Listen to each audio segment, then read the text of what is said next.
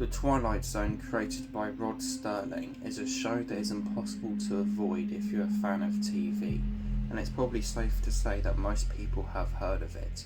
It is one of the most groundbreaking and influential TV shows of all time. In 1997, the episodes To Serve Man and It's a Good Life were ranked at 11 and 31 on the 100 greatest episodes of all time list by TV Guide, and more recently in 2016, Rolling Stone's list of the 100 best TV shows had it appear at number 7.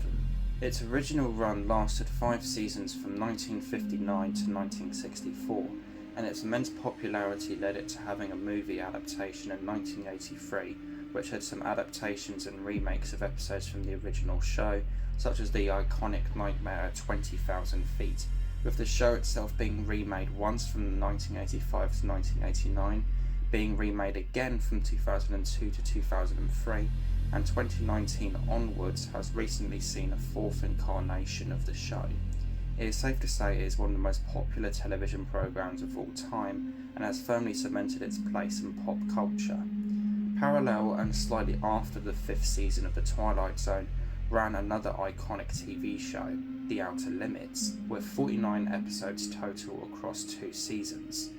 Whereas I'm pretty sure it wasn't as big or influential as Rod Serling's creation, it is safe to say that this was yet another very popular show that is often compared to his, as it is very similar, but with it having a bigger focus and emphasis on science fiction tales rather than the fantasy or supernatural plots. Again, this was remade, albeit only once as of now, from the 1990s to the early 2000s across 7 seasons. Both of these shows were both American-made and proved to be major and influential anthological series of television. However, America wasn't the only ones trying their hand at this type of show, as over the waters the BBC were having a go, which ultimately resulted in what I feel is a hybridization of both the Twilight Zone and the Outer Limits with Out of the Unknown. For a pretty respectable run of 18 years from the mid-50s to the 70s was the show Armchair Theatre, a British drama anthology series that clocks up 452 episodes. From what I've heard, the golden age of this show is apparently whenever Sidney Newman was in control, and during his tenure, Irene Shubik joined ABC Television as a script editor of the show, who had already commissioned quite a few scripts for the show that had elements of sci-fi in them, like The Omega Mystery and The Ship That Couldn't Stop. In 1961, Shubik went up to Newman and proposed making a science fiction version of Armchair Theatre. What came of this was the spin-off show Out of This World, with 14 episodes being made, one of which was broadcasted under the Armchair Theatre name. This show is not only interesting for the fact that Boris Karloff, famous actor for Universal's Frankenstein, hosting it in a similar style to the way Rod Serling did for episodes of The Twilight Zone, but also because it is seen by the British Film Institute to be a precursor to Out of the Unknown, which was made a bit more apparent to me whenever I found out that the episodes from the show's 3rd series, The Yellow Pill and Target Generation, were both scripts from Out of This World that Irene reused. Sadly, from the core 13 episodes, only the 2nd, Little Lost Robot, exists, which has been released on DVD by the BFI. Whilst working on Out of This World, Shubik developed Out of the Unknown. It ran for almost 6 years from the 4th of October 1965 to the 30th of June 1971 across 4 series of 12, 13, 13 again and 11 episodes, with them being an hour in the first series and 50 minutes in the other 3. From what I've heard online, the BBC chose not to renew the show for a 5th series as the 4th wasn't as popular as the first 3 because of liberties taken, namely with a change in genre. However, in the accompanying booklet paired with the DVD set, which is written by expert on the show Mark Ward, he states that there was no clear reason as to why the show ended when it did, and also reported that in 1981, Ian Levine proposed a 13-episode 5th series of the show, which was ultimately rejected. Series 1 began on the 4th of October 1965 with the episode No Place Like Earth, and ended with the Midas Plague on the 20th of December. Series 2 beginning with The Machine Stops on the 6th of October 1966, and ending with The Prophet on New Year's Day 1967. For the first two series of the show, it was shot and released in black and white, with the last 24 episodes of the programme being made and shown in colour. This change began with the series premiere episode Immortality Incorporated on the 7th of January 1969, and ended with the rather interesting with regards to Doctor Who Get Off My Cloud on April 1st. 2 years and 20 days later, the final series started with Taste of Evil and ended with The Shattered Eye on the 30th of June. If the United Kingdom had Doctor Who and America had Star Trek, then I would say that Out of the Unknown was the UK's equivalent of America's The Twilight Zone and The Outer Limits. A show that was anthological like those two, but combined elements of both, with the episodes being lengthy like The Outer Limits, but thematically incorporating what was identifiable with The Twilight Zone: mystery, sci-fi, psychological elements, horror and fantasy. Many of its episodes were adaptations of short stories from the likes of John Wyndham, Ray Bradbury, Frederick Pohl and most notably Isaac Asimov, with 6 of the episodes from the first 3 series being adaptations of his stories. The 4th series was to see a change to this, however, as it was not only shifted from exclusively science fiction stories to horror and fantasy stories, with only 1 episode, Death Day, being an adaptation, with the remaining 10 all being original stories. Unfortunately, like many programs of the time, it is yet another show that has been hit by the missing episodes. Whereas a lot of material from the show has been found, sadly it has also been pretty badly hit regardless.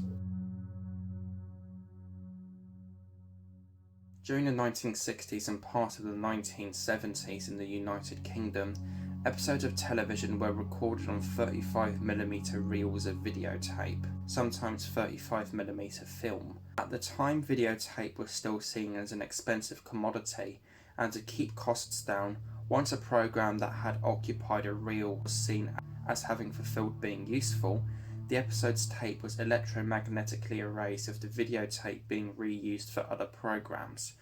Unless the episode had a secondary print duplicated or made, which was commonly done for overseas sales, the program was gone forever. Numerous finds and recoveries of what were thought to be gone forever programs have happened over the years. As such, 159 episodes of the original 256 run of 1960s Doctor Who still exist in the BBC's archive, with just under 100 still missing. Probably the most noteworthy year of recoveries in recent times was 2011, as in this year a staggering 11 missing episodes from Doctor Who were found. That year the announcement was made that the thought possibly gone forever episodes of Galaxy 4, Episode 3, Airlock, and The Underwater Menace Episode 2 were found in the hands of a private collector. Over in a television relay station in Jos, Sierra Leone, missing episode hunter Philip Morris discovered 12 reels of what was labelled as Doctor Who. What these dozen canisters contained was a complete set of The Enemy of the World and The Web of Fear. Up until that point, only the 3rd episode of Enemy and the 1st of Web were known to exist. This second find was announced in 2013 instead of 2011, however. From what I've heard, the official explanation for this is that The Web of Fear Episode 3, which was found amongst the 12 reels discovered in this television relay station, was stolen during the transaction of acquiring the prints, and it was believed that it could be reacquired. However, this never happened and still hasn't happened yet to my knowledge. Proof of the fact that Philip did find episode 3 is seen in this photo here, which he took showing the canisters in the relay station that contained the missing episodes. In time for the show's 50th anniversary, the missing 5 episodes from The Enemy of the World and the claimed missing 4 from The Web of Fear were announced as having been found. The collection of discoveries was soon remastered and released digitally and on DVD, with a photographic reconstruction of the 3rd instalment of Web filling that placement on the release. Old BBC shows vary in terms of being lucky in terms of what exists. Whereas a lot of the original 256 instalment run of Doctor Who exists, even audio recordings of all of those episodes, some shows like Out of the Unknown aren't as lucky.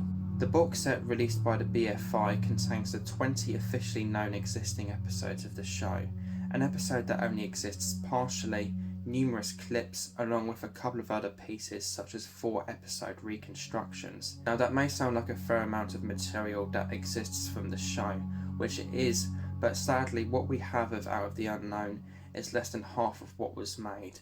To better illustrate what exists of it, here are 2 displays that I created to detail what exists of it. Episodes in green survive and episodes in red don't survive. Next to the episodes I've also added dashes or marks to indicate other surviving material from the episodes. Dark blue is where a video clip or video clips exist. Light blue and or turquoise means that music and or special effects exist either entirely or partially. And yellow is where an extract or extracts of audio from an episode's soundtrack recorded when the episodes went out exists. As we swap to the panel showing series 3 and 4, you can show that it follows the same pattern as the one for series 1 and 2 with a couple additions. By the episodes Beachhead, The Naked Sun, The Yellow Pill and The Uninvited, I've added a bronze marker next to all 4 of them. This is to show that either a complete or close to complete recording of the entire episode exists. It is thanks to these recordings that the episodes in question were the runs reconstructed in the DVD release. As you can tell, the show itself is very fragmented and it's bizarre how each series ranges with regards to completion. Both the second and fourth series are close to having similar amounts of material that exists, with Season 2 having 4 existing episodes and Season 4 having 5. Then you have Series 1, which is pretty close to having a complete run in existence, and Series 3, which is pretty much the complete opposite, with only 1 episode existing, a wealth of audio clips including 3 complete or near complete soundtracks of the episodes, and then the curiosity that is its 8th episode. There have been odd things in the past with regards to missing episodes, such as 2 episodes from Doctor Who, The Daleks' Master Plan, being found in the basement of a church, but the missing episodes for the Out of the Unknown hold something possibly even stranger in my opinion. As you can see in this slide, I've put the 8th episode of the 3rd series, The Little Black Bag, in orange. This is because it is an incomplete episode, of which roughly only 30 minutes exist. A theory I had to this is that if somebody was to acquire an episode of Out of the Unknown, I'd say that it is possible that somebody may store it across 2 reels because of the length of the episodes, and that what was found of the episode was part of a 2-reel set, but only one was found and the other went missing. This seems like a likely theory and explanation as to why only half exists in my opinion.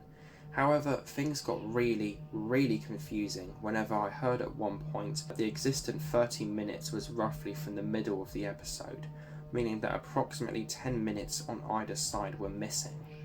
Whenever I was first planning this video and thinking it out, I knew that the missing episodes were going to be a good and pretty big topic to discuss, especially the little black bag, and because of what I said in my previous paragraph about what is roughly missing from this episode. However, by doing more research, not only did I find out what I had thought I had learnt about the episode Oddity was incorrect, but I also found out the actual reason as to why what we have exists. To gather information and details about the surviving material in terms of the missing episodes and what further survives of the show in turn, I used the website Zeta Minor, which has been really helpful in terms of me getting information on the missing episodes, and their section on the little black bag, for me, settled the mystery as to the existing footage. Here in summary, it is explained that the existent footage was found in January 1999, during a conversion of BBC videotapes. The fragments turned up on an engineering training tape held in the Glasgow possessions of BBC Scotland, with more details saying that the tape starts partway through scene 9 and goes up to scene 23. It also says that thanks to surviving audio fragments, the missing end of the episode was able to be reconstructed for the DVD release. Whereas this does thankfully explain what happened to the episode, it still raises the question as to where the rest of the episode went, which was probably junked. But still, to have some of this episode back is fantastic, especially considering that this episode is from the worst hit series of the show. Hopefully one day more material from the third season and the show in general will be found. The late 1990s and early 2000s was a good time for missing episodes from both Doctor Who and Out of the Unknown. 1999 happened to also be the same year that the first episode of Doctor Who, The Crusade, entitled The Lion, was returned as well. 5 years later, the return of an episode from the Daleks' Master Plan happened, which was followed by, to date, the last known full recovery of Out of the Unknown in 2006 with Level 7.